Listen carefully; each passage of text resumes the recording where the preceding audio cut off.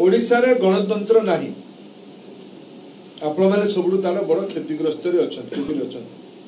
ओडिशा सरकारी दफ्तर को मीडिया को जीवाई मना जिला ऑफिस हो तहसील ऑफिस हो किंबा सेक्रेटरीएट हो चतुर्थ स्तंभ कड़ा कथा कहबो मत कड़ा कथा पचारे एटा प्रक्रिया एटा जब मु मुह लुचेबी कहबी ना मु शासन अच्छी मुझे उत्तर देवी एटा तो प्रजातंत्र भूल हो गणमाध्यम काम लोकों कथा को आमको भल लागू ए प्रकार प्रश्न तो हेनी जो स्वेच्छाचारी ओडिशा रे स्वेच्छाचारिता चली दुईटी जिनस आम निश्चित आसला करूँ तीन टी जिनस पक्का करूँ मुझे मोर नेतृत्व सांगे राज्य नेतृत्व संगे परामर्श करी स्टेट रे एक्रीडेशन कमिटी आउ बसुने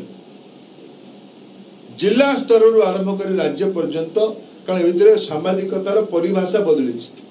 इंस्टीट्यूशन रु इंडिविजुअल सामाजिक हो सारी जने कि आज पोर्टाल रे भल दुई शब्द लोक आकांक्षा कथा कहूँ तो सीए जड़े प्रतिष्ठित सामाजिक भी हो सारा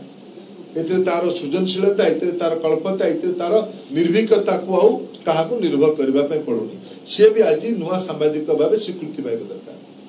से आरंभ कर इलेक्ट्रोनिक्स मीडिया जिते सब नुआ बंधु मैंने आसिले से पुराणा आक्रेडिटेशन ना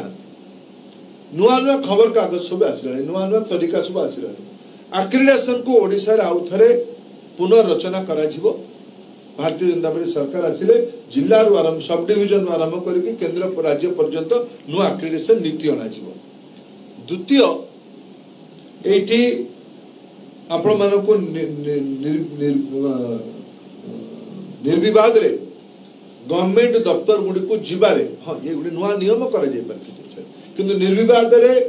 सरकारी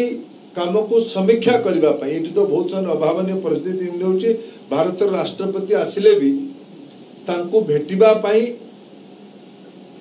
डिस्ट्रिक्ट लेवल अधिकारी माने कहउची थर्ड फ्लोर मना करिछि ये केंद्रीकरण को बंद करा जिवो निर्वाद रे सब अंचल सब लोक माने जाई परिबे सेचरे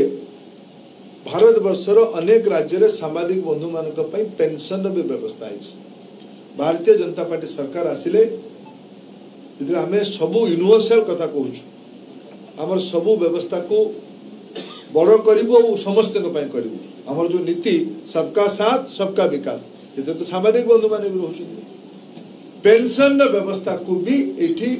आगामी दिन को एठिकार आवश्यकता को देखिए करा